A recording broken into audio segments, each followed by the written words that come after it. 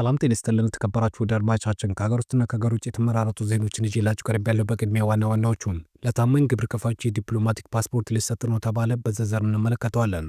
በኢትዮጵያዊ ስደተኛ ለተቃውሞን ለማሰማት አደባባይ ወጥቶ ብጥብጥ የፈጠሩ 3 እንግሊዛውያን ተፈረደባቸው። ኢትዮጵያ የሩሲያ ሱ-35 ተዋጊ ጄቶች ግዢ መፈጸሟ ተገለጸ። በዝርዝር እንመለከተዋለን። ከ60 ቢሊዮን ብር በላይ ለመዝረፍ የሞከሩ ተጠርጣሪዎች በቁጥጥር ስር ውለዋል። በዝርዝር እንመለከተዋለን። በጋዛ ያለው መፈናቀል ከሁለተኛ ዓለም ጦርነት ወዲህ ያልታየ ነው ተብሏል። በዝርዝር እንመለከተዋለን። ሰብስክራይብ እና ላይክ እያደረጋችሁ እንድታበረታቱን በአክብሮት እየጠየኳችሁ ወደ ዜና አመራችኋለሁ። አብራችሁን ቆዩ። ለታማኝ ግብር ከፋዮች የዲፕሎማቲክ ፓስፖርት ሊሰጥ ነው ተባለ። በትላንትና ለተሰባተኛ ዙር የግብር ከፋዮች ዕውቅና መርሃ ግብር በገቢዎች ሚኒስቴርና በጉምሩክ ኮሚሽን አዘጋጅነት ተከናውኗል። 700 የሚሆኑ ታማኝ ግብር ከፋዮች በፕላቲኒየምና በወርቅና በብር ደረጃ ዕውቅና ተሰጥቶላቸዋል። በመድረኩ ላይ የተገኙ ጠቅላይ ሚኒስትር ዶክተር አብይ አህመድ ግብር ከፋዮች ከመቼም ጊዜ በላይ ራሳቸውን ለማህበራዊ ኃላፊነት ማዘጋጀት አለባቸው ብለዋል። መንግስት ቃል በገባው መሰረት ከተሞችንና ክልሎች ላይ በመሰረተ ልማት ስራ ላይ ተጨባጭ ለውጦችን አምጥተዋል ብለዋል። ጠቅላይ ሚኒስትሩ አክለው በዛሬው ዕለት በወርቅ ደረጃ ዕውቅና ለተሰጠላቸው ታማኝ ግብር ከፋዮች በአየር መንገድ አገልግሎት በቪአይፒ ኤርፖርት እንዲስተናገዱ ይደረጋል ብለዋል። በፕላቲኒየም ደረጃ ዕውቅና ያገኙት 30 የሚሆኑ ልዩ ተሸላሚዎች ደግሞ የኢትዮጵያ ዜጎች ከሆኑት የዲፕሎማቲክ ፓስፖርት ያገኛሉ ሲሉ ጠቅላይ ሚኒስትሩ በመድረኩ ላይ ባደረጉት ንግግር ቃል ገብተዋል። በተጨማሪ ዕውቅና ያገኙት ግብር ከፋዮች ደግሞ በተመረጡ የአፍሪካ ሀገራት ኢንቨስትመንታቸውን እንዲያስፋፉና መዋዕለ ንዋያቸውን እንዲያፈሱ እንደሚደረግ መንግስት ደግሞ ይህንን እንደሚያመቻች ቃል ገብተዋል። የገቢዎች ሚኒስትር አይናለም ንጉሴ በበኩላቸው በ2017 ዓ.ም ባጀት ዓመት ከሀገር ውስጥና ከሀገር ውጭ ከ900 ቢሊዮን ብር በላይ ገቢ መሰብሰቡን ገልጸዋል። የትሪሊየን ብር ገቢን ለማሳካት የሚደረገውን ጥረት ደግሞ ተጠናክሮ እንደሚቀጥል በመድረኩ ላይ ተመልክተዋል።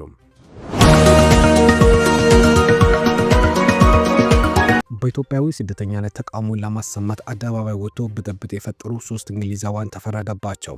ጉዳዩ የሚጀምረው እንግሊዝ በገባ በ8ኛው ቀን ላይ በ3 ጾታዊ ጥቃት ከተከሰሰው ኢትዮጵያዊ ስደተኛ ጋር የተያያዘ ነው። ሁዲሽ ገብረስላሴ ቅባቱ የተባለው ይህ ኢትዮጵያዊ በቀረበበት ክስ ጥፋተኛ ነው ተብሎ የ12 ወራት እስራት እንደተፈረደበት መዘገባችን ይታወሳል። ይህ ክስ እንደተሰማም ሁዲሽ አርፎበት በነበረው ሆቴል ላይ ከፍተኛ ተቃውሞ ተደርጎ ነበረ። በሰልፍ ላይ ወደ 500 ያህል ሰዎች ተገኝተው በሁዲሽ ላይ ተቃውሞ ያሰሙ ቢሆንም በወቅቱ ብጥብጥ በመፈጠሩ ፖሊስ ጣልቃ ገብነትና የማረጋጋት ስራ አከናውነዋል። ይህን ተከትለው ከታሰሩት እንግሊዛውያን መካከል 3ቱ ዛሬ እንደተፈረደባቸው ተዘግበዋል። በዚህ መሰረት በተከሳሾች ላይም ከ2 ዓመት እስከ 4 ዓመት የሚደርስ እስራት ተጥሎባቸዋል ነው የተባለው።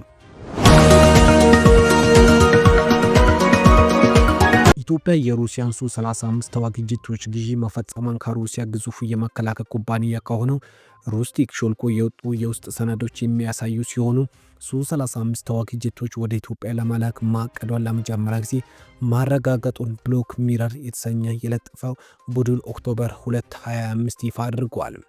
ሾልኮ የወጣው የደብዳቤ ልውውጥ እንደሚያሳየው ከሆነ የሮስቴክ ቅርንጫፍ የሆነው የሩሲያ ራዲዮ ኤሌክትሪክ ቴክኖሎጂስ ኮንሰክሬት ለኢትዮጵያ የተመደበው 16 ሱ-35 አውሮፕላኖች ቁጥጥርና ማሳያ ስርዓቶች እንደሚያመርቱ በ2022 ትዕዛዝ መቀበሉን ይፋ ያደረገ ሲሆን ኢትዮጵያ 16 ሱ-35 ጄቶችን ለመግዛት ማዘዛዋን ገልጸዋል።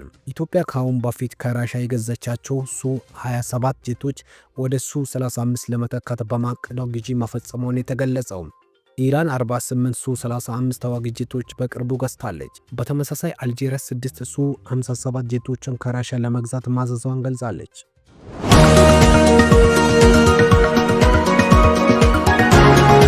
ከ60 ቢሊዮን ብር በላይ ለመዝረፍ የሞከሩ ተጠርጣሪዎች በቁጥጥር ስር ዋሉ። በጎፋ ዞን ጋዜ ወረዳ በሐምሌ 15 2016 ዓ.ም በተከሰተው አስከፊ የመሬት መንሸራተት አደጋ ሰለባ ለሆኑ ዜጎች ከተሰበሰበው የድጋፍ ገንዘብ ላይ ከ60 ሚሊዮን ብር በላይ ለመዝረፍ የሞከሩ ግለሰቦች በቁጥጥር ስር መዋላቸውን የዞኑ መንግስት ኮሚኒኬሽን አስታውቋል።